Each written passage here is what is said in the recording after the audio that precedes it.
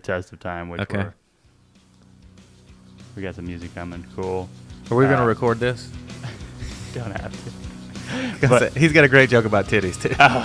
Well, so the joke that stands out for me was his call sign like tater salad. Oh, Are yeah. you Ron? Yeah. His Tater code name. salad. Tater Like I salad. got in a bar fight once, 20 What are years you ago. calling it? Yeah. Tater. He's like, tater Yeah. salad. So he had the tater salad one, and then he had the everyone's a little bit gay. Mm-hmm. Both of those were like, Yeah, $20 is $20, man. I told people all the time. I have not. I don't know if I've ever told you this joke. Have we recorded? I want to make sure. we are live on the internet. Yeah, I won't tell them what I usually tell my friends, but yeah, $20 is $20. Anyway, Redneck Comedy Tour. I will do my best to I guess, osmosis. I feel like there's nothing. Y'all is about as far as I think I can. You go. know, that's the entry, and I think that's acceptable. Give it enough time. If you live in the South and you're staying in the South, y'all is a perfectly acceptable colloquialism. I said you all once in a room of humans. All here. y'all, yeah, is what you need to say. So that's my thing with Sarah is y'all, yeah, all y'all, yeah, y'all. Like y'all. It's too far. Well, Bro. because- No, you don't do that. because I can imagine the progression of like y'all, and then like someone's like me too, all y'all. Yeah. And then Yeah, I was yeah. like all of us. y'all. That's how every time the progression. I have a good friend whose youngest son, I think he was 3 at the time, but he wouldn't say everybody, he would say mo-body. Because when he needed more of something, he would say more. And so when he needed more people, it was Mo-body. mo-body. Mo-body, Is mo-body. mo-body going to go? Yes. Mo-body is going to go. It was the cutest thing ever. I do. I love that. And the cool thing about y'all is like that turns out that it's like a very inclusive language, perhaps by accident, but yeah. but I use perhaps it in not. email all the time, which I don't know. Yeah, feels appropriate. I don't know if it does either, but friend is a safe space for me, or just forget the salutation and just get straight to business. Hello. So I think we're brainstorming. So we have a bunch of episodes in the tank. Yeah. A bunch that need to get published. That's Yeah. me. That's all right, man. But We where don't put labels on. where are we at? Where are we at thinking about the podcast? Are you enjoying this? We have a lot of tech here. Hold on. What are you talking about? We have a lot happening. Got that here. camera? Got that camera? And quick count. It's 3 cameras and 2 microphones. It's really pretty simple. Right. You would that's think. all it. We got here 40 minutes ago, and we've done this 10 times. Why? You know, I feel like we're getting faster, which probably just is a testament to how awful we were in the beginning. True. But I mean, I'm very into this. I think that there's something here. I think that when I think about anything that's like taking time, Yeah. I'm trying to think about like what is it? What are the inputs? What are the outputs? What are and then like what are the unknowables of the situation? And like I think the inputs have fluctuated on like asking too much from each of us. Yep. Yeah. Fair statement. Because we want it. Well, V1 was like, let's make the pages good too. I think that and then the pages were taking twice as long as the video. as the episode. And so I think if like we just got into, like this office is becoming more of a production setup. If things were static and we didn't need to go from we just zero, sit down and just sat down, started to record, or it was setup was 7 of 10 instead of 0 of 10. And we just finish 8, 9, 10. Yeah. All of a sudden, in theory, we sit down for an hour on a Wednesday, push it live to the internet, and laugh and tweet and at have a some good people time. Yeah. and say, come hang out with us live next week. And I think that there's something here. There's a movement. I don't want to call it a movement. There are more content creators than ever before. Yeah. But there's more like room for content creators than ever before. Yes. And people are looking for it. People are looking for it. And the more human and community sounding or like real a thing is, the more it calls to me. Yeah. Yep. And like these are conversations that I want. Like, I just have to assume that there's 1,000 other people who wouldn't mind being in. There's the at room. least one, Tony, and he's sitting across the table from you. There's got to be 900 of us somewhere, right? Who like don't know don't know that much, but are like curious and enthusiastic. Well, then you have to get the other dudes that think they know, or and troll show them up. To have them like comment in real time. No, that's wrong. Yeah, wrong. Fact check. That's basically my life. Is really all the multiple threads I belong to, text threads, Facebook Messenger threads, whatever. They're just real time fact checks on stuff that I say. And meh. Yeah, ish. So Miles, you've only known him if you've only known the podcast for his rosy disposition, but it turns out you like to pretend to be an angry old man on the internet. every day I get older and angrier. I've got a good grumpy cat face too. So hold on. See, that's fun shit. Which one is it? That is a good grumpy cat.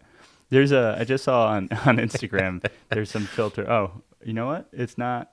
It's reading. Would you look at this? We're on the wrong cam. Is that the computer camera? We'll find out.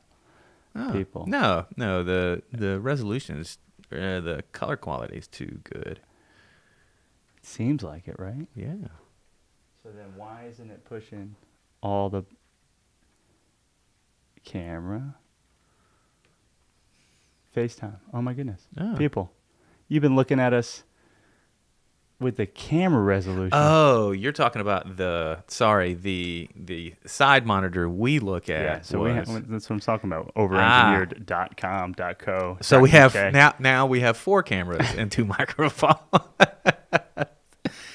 Oh, it's so good. Well, it's a good thing both of us are in the tech field. Yeah. So I don't remember what I was saying. Oh, I was watching like TikTok or I hear people do that. Instagram Reels. I've been on some TikToks. I imagine you. My daughter has made me stand there. Do you do a dance? Do you do any of the family dance things? No. Okay. Well, there's like some sort of a thing where it reads top to bottom. Yeah. And you can make your hair. The one I saw was the hairline, and the other one was your eyes. You can make your eyes go across. So there's a cat. They did it to a cat, and the cat like moved. And grumpy catted himself, made a perfect grumpy cat face by accident. Grumpy catted himself. Oh man, it's like a cute kitten. All of a sudden, it's a grumpy cat. 1.5 million views, probably. Man, well, that's so. There's a concept. It's like, what do you? Each platform has different incentives. Yes, exactly. Right. So Facebook 10 years ago wanted you to have your friends join. Yeah. So they incentivized you. So you could argue over elections. 10 years later, right? And they wanted you to post pictures. So they incentivized likes and comments on photos. And they let you know that people were liking, commenting on photos. They wanted you to build a business page on Facebook. So they gave a ton of call it organic impressions away so that every business in the country had a Facebook page. And then they throttled it so that you would run ads and boost posts. And so with each new platform that kind of spins up, there is, the language is green space or whatever, but the algorithms on those platforms are simple enough that they want you to succeed. They want you to get eyeballs because the more eyeballs you get, it's better for them. So you stay on the platform. So that's why Reels right now is, over-indexed and which is just the overperforming. U.S. knockoff of TikTok, right? The, Instagram knockoff of TikTok. I mean, U.S. is also true, but it's Facebook's, answer to TikTok, and Stories was Facebook's answer to Snapchat. But each of those, as Snapchat grows, Facebook goes, oh, okay, well, we need to do something like this because we're losing awareness. We have the audience. How do we tell the audience to do this thing? Yeah. And so then if you're a content creator, you're an influencer, you're a business, all of a sudden you're doing, funny dances or stories that behind the scenes, and you're publishing 100 story posts a day. Yeah. Because there was no reason not to. That's true. It was the best way to get eyeballs. Facebook wanted you to. I watch stories. on the grams. I'm not much of a Snapchat user. I have it for my sisters, and I had it for the gender switch filter that came up that turned me into a woman. That made me look like my sister's best friend. It was really weird. But so yeah, I'm not a huge user of Snapchat. I'm more of an Instagram guy.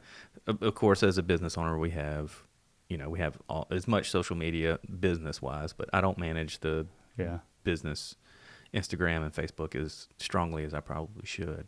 Shit's a funny word, my friend, because it seems like outside in your business is doing just fine. I think it's like, who are your customers and where do they hang out? Like, I found like, every now and then there are exceptions to the rule, but for the most part, if someone finds us via Google, they're probably not like a good fit. They're probably not like the highest quality. I think that's a great point. I think that I'm getting ready to. Well, I'm running a new business, and it's a very different space than marketing. Yeah, right? And it's not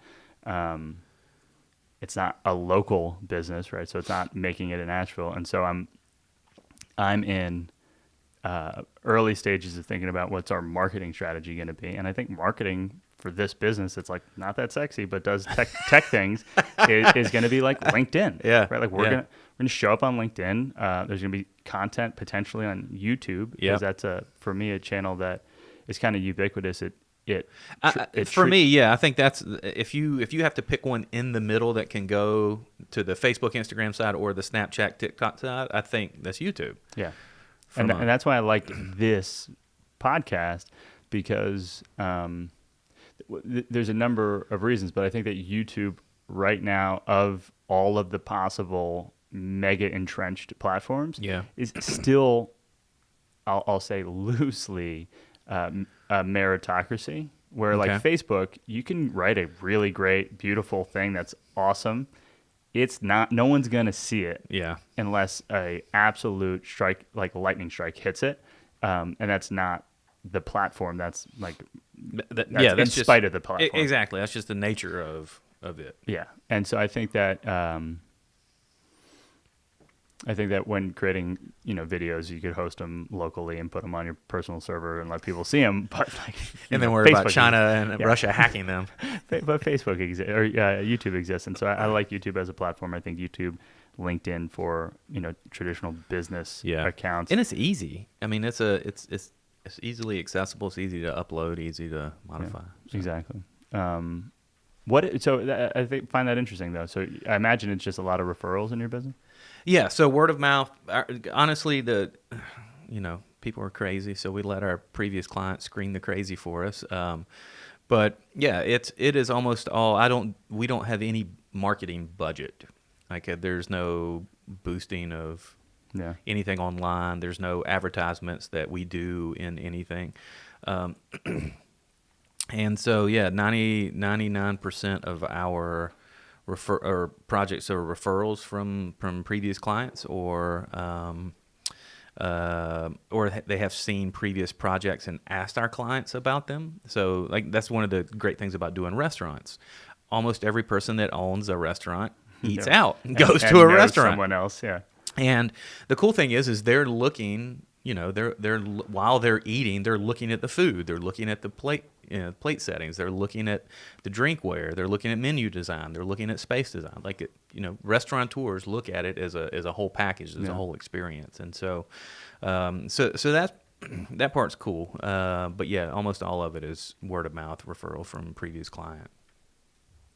And when I think.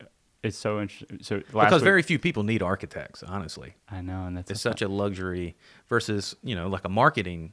Almost every company could use a marketing. We just, we made an active decision not to, and I don't know why that is, but sorry, T's and P's, bro. You're, the founder now has a internationally known podcast.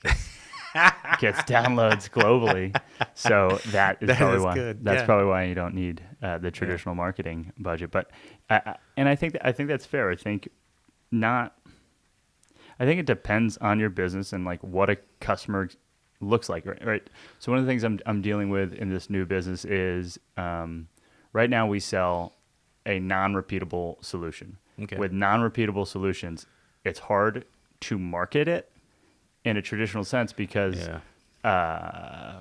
who's the customer will change every time. What do you sell? Well, it changes every time. What is the target audience? Where do they live? What do they think about? What do they care about?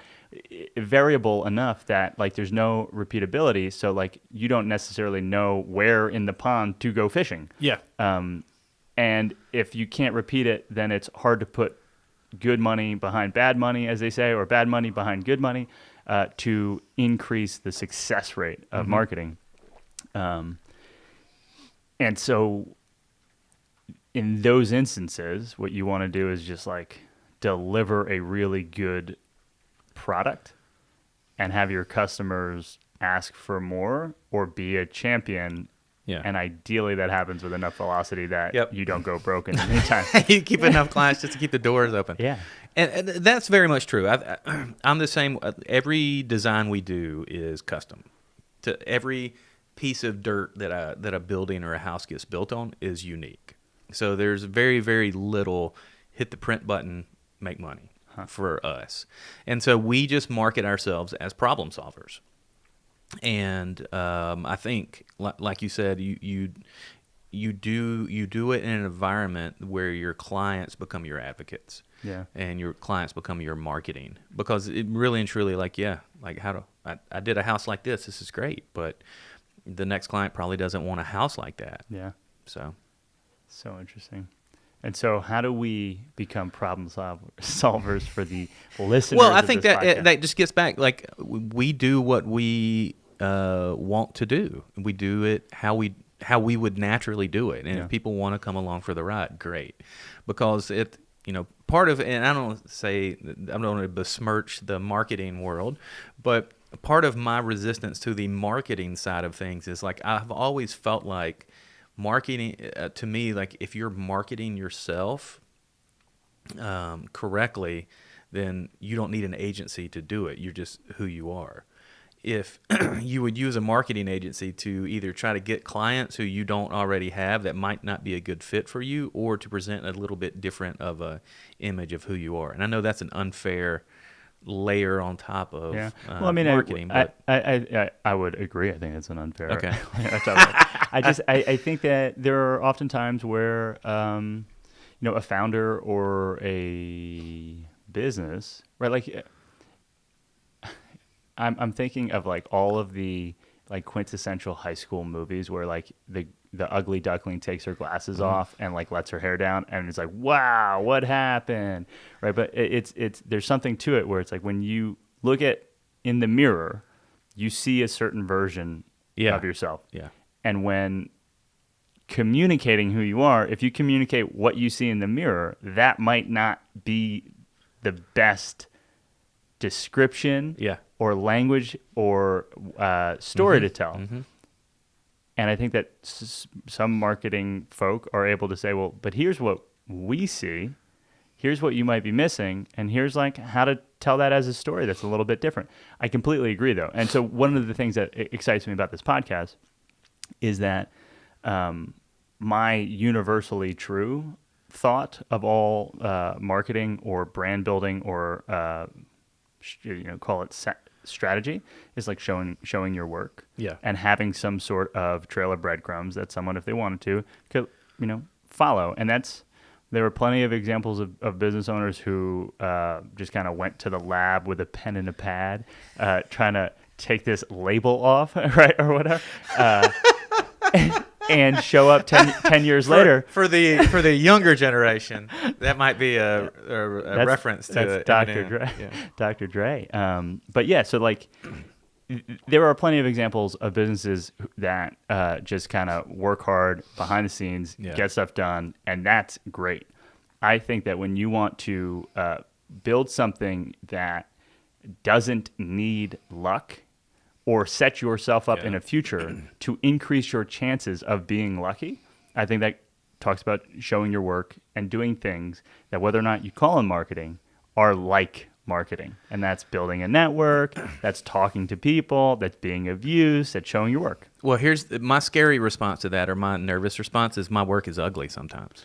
And I think that's going back to the podcast. Sometimes, the tech doesn't work all the time. and Screen cuts to black. yeah. In the middle, one of us has to get up and hit a button, and hopefully you can't see him in the reflection of the Yeah, glass oh, doing God. it. Too funny. But I think that that's the honesty of the process. It really, I mean, really and truly, from a creative side, either from architecture or even this, is sometimes the mess is actually the process. The messy process is the most beautiful part of it. The outcome is just a result. So And well, I mean, and that's where I think my brain is different enough from what I'll call is like a true artist. I think I have artist tendencies. I think Okay. I'm artistic and creative. yeah, But I lack a certain perfectionism that some artists feel. Okay. Which those artists like can't show their process because it's not done until I think it's done, and it never gets done. Yeah, and I call that often just like a cop out, or like at the very least not helpful. Yeah. And there's again there are exceptions to the rule. I was just listening to the book on Leonardo da Vinci. Like, he didn't finish Hack. art. You know what I mean? Like, one hit wonder there. he didn't finish art. The Mona Lisa took him like decades to complete, Yeah. because he kept learning, and he like updated it based on autopsies or whatever that he was doing. And I think that's an exception to the rule. When I look Yeah. to what's working today and what looks like a repeatable, surefire process, it's show the work, even the ugly bits, because that makes you a human. It makes Yeah. you trustworthy. People like dealing with humans. They want to have trust in the process. And anyone who doesn't sound like a great customer. Well, exactly, and I think that's in this day and age, anybody can download a Photoshop program, an Illustrator, and create and YouTube their way through a couple of filters. Remember the setups that I've made of this space Oh, with yeah. some like free phone app? Exactly. And like, anyone can create something that looks high quality, whether, it at first, at 30,000 feet might look high quality, look high considered. But again, there's no process, there's no story behind it, there's no connection, human connectivity, and I think that's what draws me in. Is not the polished end product. I mean, that's honestly why I love live music compared to recorded music. Like, I much prefer to see how this band can play with one shot versus sitting in a studio with a pen and a pad and re-recording the same riff because they can only play that drum solo once out of 20 tries. And you know what? I think that's a great freaking point. And I remember watching. We just got a new Apple TV or Apple TV.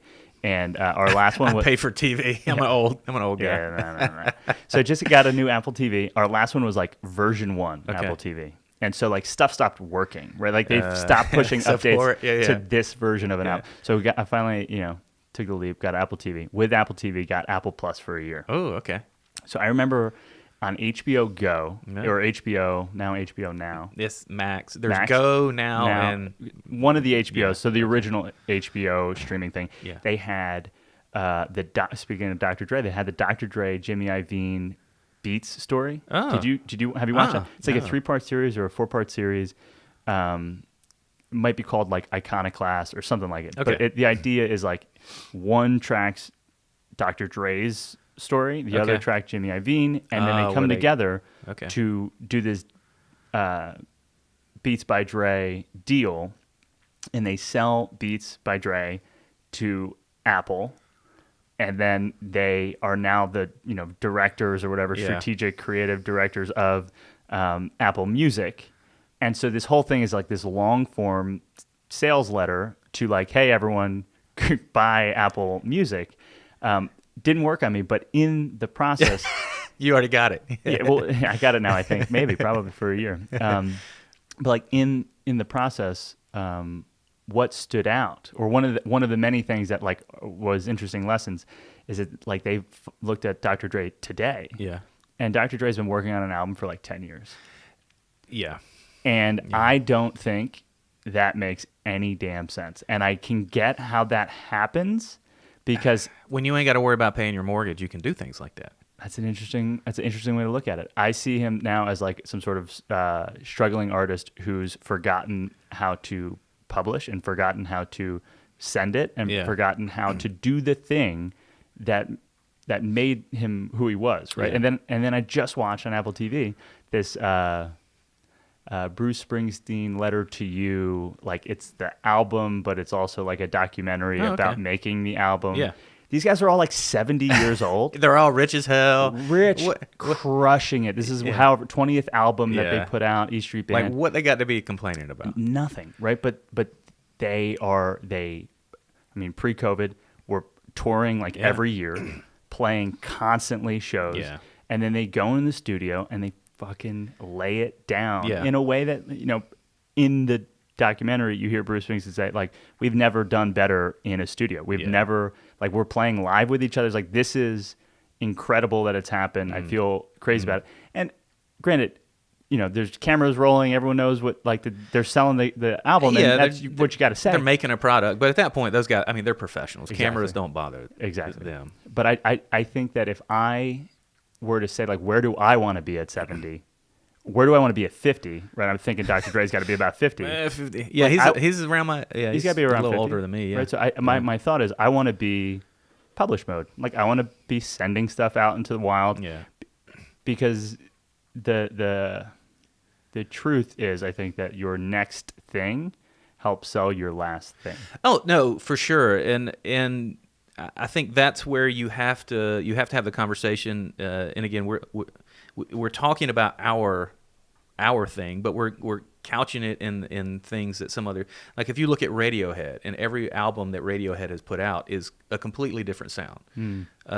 If more recently, if you look at like Sturgill Simpson and all his different albums, I mean, he went from a pretty traditional bluegrass or country and western album, and he did a much more modern take on something like that with meta modern sound, and then he played that, he kind of did that One More Town on the Sailor's Guide, and then he did a rock album, and then he turned around and did a bluegrass album. And so I think along the way, and artists who do that, who evolve, or who at least change. So the Roots are another example. All the Roots albums, their first couple were like super gritty and super hard about the material they referenced. And then as they became a little bit more successful, had a little bit more influence, became a little bit more worldly. They got out of, they basically were not a Philly rap group. They became a U.S. group, rap group to the world.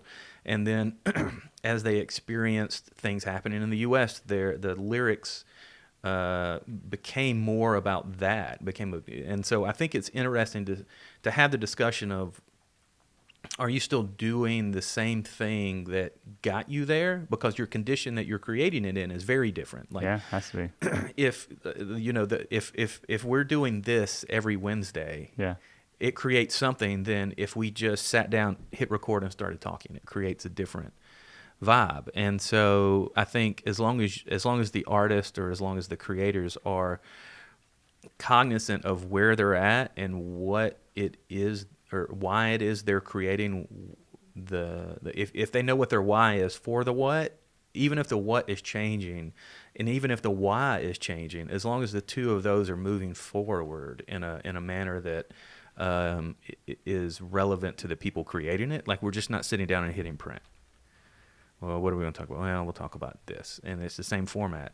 So I think it's super healthy to question anything in life, really, is why are you doing it, and how are you doing it, and what do you want to be doing at 50? Yeah, which is a little closer of a number for me than it is for you. Yeah, well. But I still want to be publishing. I still want to be creating. I still want to be putting out great houses. Now, those designs will probably look very different, and they should, in another 10 years than what they did 10 years ago. Yeah. I mean, and you've mentioned, like, there's no future where I see myself not working, and you've mentioned that too. It's just a matter of, like, what am I working on, and how do I increase the likelihood that it's successful? That's my thing, right? Like, I want, with each year, that I want to feel like I've gotten luckier and Yeah. created more opportunity to continue to get lucky.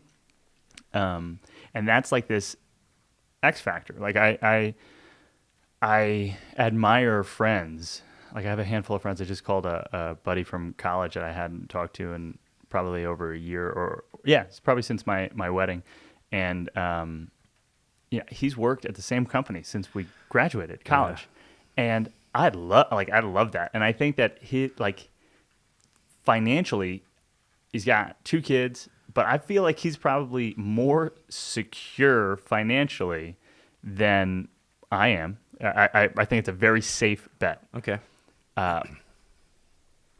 I also feel that with my craziness and meandering, that I've created like intellectual resiliency and an ability to like land on my feet no matter what seismic earthquake events might happen to us in our lives. And so like I don't know what the barometer is or like what the metric, and I don't think it's uniform per person, but I suspect that things like podcasts, things like publishing on a blog, things like being a part of community organizations or creating communities in some way, are all moves that create what I'll call anti-fragility, because I think that's a really cool term, and something that has like struck me since I've heard about it. Does anti-fragility mean anything to you? I have a good friend who owns a PT clinic here in town called Anti-Fragile. Yeah. That's a No, and it is amazing. It's the idea of building up resiliency. And part of doing that is making yourself uncomfortable. Like if you look at it from a gym perspective, like sometimes you got to lift weights that if you want to grow, that you're uncomfortable with. You got to hit leg day. You got. I'm not stressing about leg day.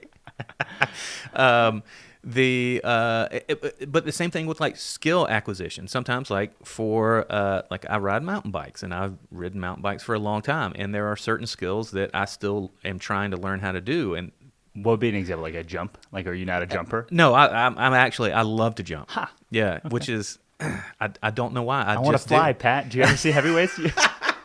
Yes. I just want to fly. I just want to fly. I do. I want to feel light. I love jumping. But what I struggle with as a larger cyclist, especially mountain bike, is some of the more technical stuff. And so what I really have been trying to learn is what is called a manual. And that's basically you just ride on your rear tire without having speech impediment showed up, without having to pedal. And it's all about balance. Yeah. And it's harder for someone who weighs a little more because the like balance point is more finite. Yeah. But you to learn how to do it, you're going to fall. You're going to fall right on your ass, literally. Yeah. And so it's important for my type of personality is that I attempt to make myself more resilient to lots of things. So I'm not trying to pick on your friend, but I would suppose if you show up to the office every Monday basically unemployed, trying to find a job. That's me too. Like for project-based individuals, like certainly we have a log of work, but every Monday I show up like, all right, I got to find some jobs this week. Yeah. It's just in the back of your mind. It's not like an active thing.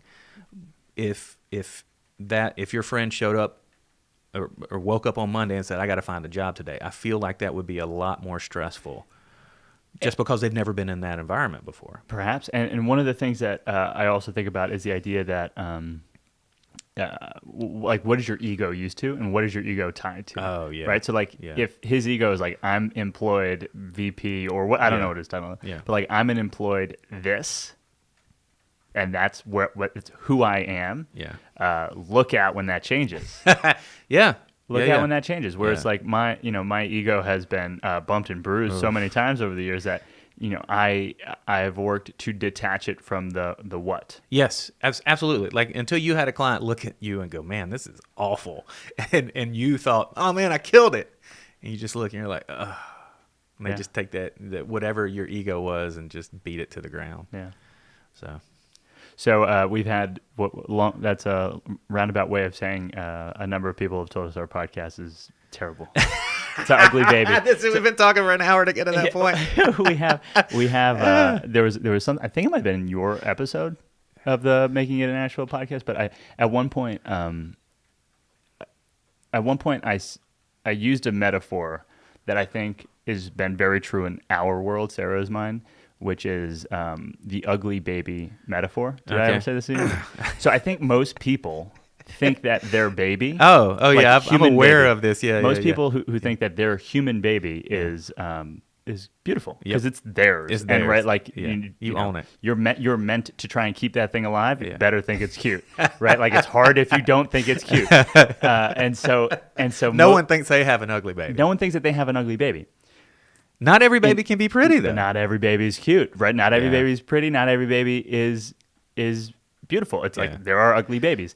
Now, in business, what I've found is that every time I'm working on something, I typically think that my baby is ugly. Like I don't, I have a reality distortion field. I think that everything's great, but also like when left alone in the room, I'm like, this is an ugly fucking baby. Yeah, I've done and that everyone's too. gonna think that it's ugly. Yeah. And in business, I find that more often than not, your ugly baby is actually pretty cute to like someone who hasn't been under the hood, doesn't know all the broken parts, doesn't know that you don't have the solution for the thing that you think that you need to have the solution so that's my big thing is I look at something and I'm already thinking of how I'm 5 steps ahead thinking about how I don't know how to fix this or solve this. When, like you said, someone who sees it for the first time, they accept it for what it is. They're not thinking that's a cute baby. Yeah. It's a cute baby. And so I see all of the issues. I see the mic is like, well, I think I just might have blown it out. Yes, I see that, the camera's fallen asleep once. I see that we don't have lighting figured out. Maybe we have audio, maybe we don't. It's hard to say. I think it's we moving. See stuff so like, moving on the screen. So there's all these things that if I'm left alone and saying that like perfect is the goal, we don't publish. Yeah. We don't publish. And I don't want to be there. I want to publish. Yeah. And I here's hoping that this is episode 10-ish, maybe 11. Who's to say? But here's hoping that listener singular. watching this singular listener. But you got to talk to the singular. Yeah. This is the thing, listener. You do whatever the published thing is in your world. Yeah, I agree. I think at some point you got to hit the publish button. And it's better just to do it and have that experience than it is the experience of having it in the world than it is to sweat it out for 10 years and never know and always, I guess, because you're worried. I mean, it's fear based. You don't hit publish because you're fearful of the reaction. I would love to see like an 8.5 album or an 8.0 or a 7.8 album come from Dr. Dre. Then, I'm still banging the Chronic 1999. That's what I'm saying. Like, I don't know what it's like to put out a gold. Well, record. Here's the other thing too. What happens if, and this is a huge what if one of these becomes our gold record? Thing. Yeah. I put on my pants one leg at a time. Because then the pressure of, oh God, we got to do that again. But I think that's, and then you become a one-hit wonder. I think the only way you become a one-hit wonder, and this is an assumption, and I don't know any one-hit wonders truly. Okay. But I think it's by only playing that song and not building a relationship with the audience. Gotcha. If you just go to the shows, play your one song, and leave. Good night. I'm out of here, right? Yeah. Like if you don't do anything that builds relationships, if you don't have a personality, if your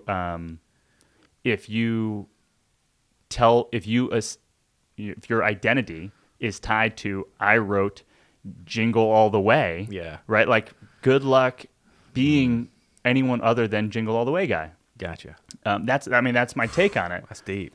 And so how do you do that?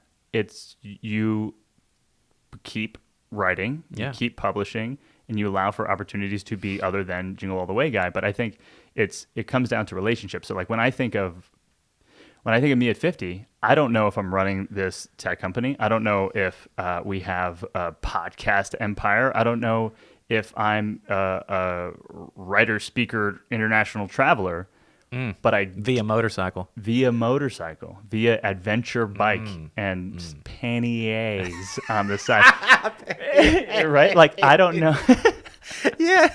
right? I don't. You have the last name Ubertaccio. You can say that. Yeah, I have to say People with the last name Alexander just have to say Panniers. Panners. Panners. Those are the compartments on the side of motorcycles for people who were me 4 months ago. But I mean, all that to say, I don't know what the future holds. Yeah. I do believe, so this is something that I had a moment like this, multiple moments like this with Sarah in 2019, my wife, which was, it might not be working now. Do you believe that the process we're following will result in the outcome that we want? And do you believe that using this process, we'll get to a point where we go, it's working now? Yeah. The answer was yes. And so I asked for more time to follow the process. I suspect that, doing work in public, building with the garage door open, right? So you hear about these, startups started in the garage. Yeah. If you leave the garage door open, it's better than not. Yeah. Yeah. So that's what I want to continue to do. So we want to live as a published thing. We want to live in the world of excited to hit that button versus a fear of hitting that button. It's so funny that you say that. I just listened to Originals, which is like a famous book from 3 years ago. It's I want to say Stanford, Yale. It's a professor who did a ton of research and told the stories of all of these professional originals who are wildly successful and brought a science-based approach to like what are the identifiers that connect all these people together. Okay. And how are ways that you, reader, could walk away with some of like original energy in your world. One of the biggest lessons for me was that trying to tell yourself that you're calm or not afraid when you are does not help. It does the opposite of help. Yeah. But if you communicate that this energy is excitement versus fear, there's some very real benefits that show up in performance. But because the chemical activity of fear and excitement are this basically same thing. Yeah. So like, just saying, this is me I'm standing excited at the top of a big run for a mountain bike or the start line for a motorcycle race. That fear is the exact what's going on chemically in my body is the exact same thing of when I'm done with that and excited about having done it. And so it's just it's a reframing thing. But I completely agree. I want to be nervous. Like I want to say things. Yeah, you have to be a little bit nervous. I want to say things that are worth saying that should make me a little like if I don't think someone listening to this episode would have been like, what the fuck's this guy talking about? Like I don't know if it's that worth saying. Yeah. Like if someone's just 100% like nodding along in the episodes, I don't know if we're we're not doing it right. To get to ride in the manual, you need to go too far back sometimes. Yeah. Sometimes you gotta dump out. Yeah. And so I want to know what those are going to be for us. Yep. And I want to continue to. That's a great way of putting that is because again you have to ask yourself why you're doing it. Is it for you? Is it for the people? And if you are doing it for the people, it's you're going to do it by committee. You're going to do it by the least common denominator, and you're going to do it by not yourself. If you asked 10 people to agree on what ice cream to get, it's always vanilla. Yeah, exactly. It's always vanilla. And neither one of us are vanilla. I do love some vanilla bean. You are definitely unicorn poop. That is definitely the flavor you are. But that's a great place to be. I want to. Yeah, and we got through a lot today. Yeah, I don't know if how would you? I think it was just a good. I think it's a good check-in between you and I. Just to say, hey, when we talked about like artists evolving and artists putting out a next album or doing a next podcast or doing whatever, why and how, And are we okay with the why? Are we okay with the how? And I think that was what today was, a check-in, like, a relationship thing, saying, hey, are you good? I'm good. Where do you see us today? Where are you thinking about we could go, and why? And I think it's a good thing for each of us to hear, because then we can, hey, are you doing this because you're fearful of a reaction, or are we not doing this? And so I think it gives us, again, a common language to use. Appreciate that. I think that's dead on. Also, now, whether that's fun for listeners or not, I don't know. Hard to say. Yeah, but they've followed us this far. Yeah, I always like to say the cheap seats of this episode. He walked the entire stadium to the cheap seats of this episode, and we jokes on you. that. They're all cheap seats. Oh my God, they're all partially blocked views. Oh my God. So best thing about cheap seats. So when I was growing up, we had tickets to the Jets, New York Jets, and awful team this year. Awful. You could have said that any year in the last decade, I think. But so season tickets went and they were okay. It was like Vinny Testaverde era. Oh, is this the Mark Wahlberg movie? No. Yes. No. But it was 90s in New Jersey, and that was Philadelphia Eagles. Yeah, that was the Eagles. That's how much I know about football. But this is my cheap seats. This is why I'm always thinking about cheap seats. Is that we had season tickets. Until they built a new stadium, and it got like crazy expensive. Dad's a corrections officer, mom's a office admin, and so like this was huge. My dad loved the Jets. We would go to the Jets games, tailgate all the home games. Yeah, we had literally the last row in the stadium. Yeah, we were section, I want to say it was 309. Okay, and it was upper deck, fourth just deck. like UUUD. Yeah, and so we were the first 4 seats off of the aisle, which was cool. Oh, okay. But our back was against concrete wall. Yes, with lights connected to it. Right, we were as high as you can go, and you would think that was. It was a hard walk. My dad's a big man, and so he didn't like leave to go to the bathroom. He didn't leave to get snacks. Get in the cup, But we were in the nosebleeds. Yeah. We were in the sun section. We had incredible view. It was like watching the game happen in a way that, like, if you were in the second row, you couldn't see it. Yeah. I was an offensive coordinator. Like, I was learning the game in a way that you couldn't possibly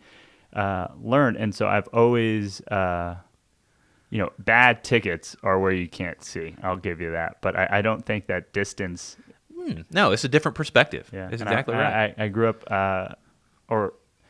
I grew up loving it because it was just cool. But now, like, as a grown up, I'm like, relative grown up, I see it and I'm like, that legally changed the way. Like, I got football in a way that people my age, I don't think, did, because I was watching it, kind of like from a different perspective. Yeah, it was like a video game. Those dots, yeah, cool. Wow. Anyway, you made it to the cheap seats, and you listened to a cheap story. And thank you for joining us. Guys. I think we'll call this. This might be the end of season 1, and in season 2, look out for a lot of paid promotions and sponsorships. Yeah. You're about to hear from. We're about to sell out. Form & Function is paid a boatload to get some stacks, bumper intro and outro commercials. Yeah, I don't. More of the same. If you have any ideas, if you made it this far, just let us know what you want to hear about. Talking about all the things we would text about. Now we're just doing it in person. Yeah. Maybe we revisit some of, not that people are banging on the door to ask for more information, but a lot has changed since that initial motorcycle episode. Yeah. We changed a water pump. A few times. Oh my goodness. All right. Well, people, let's see if I can remember how to play y'all. Outro music. Is it 0? Let's see. Oh, there's the music. That's it. Fade it. Whoa! It still never loses. FTV. It's black.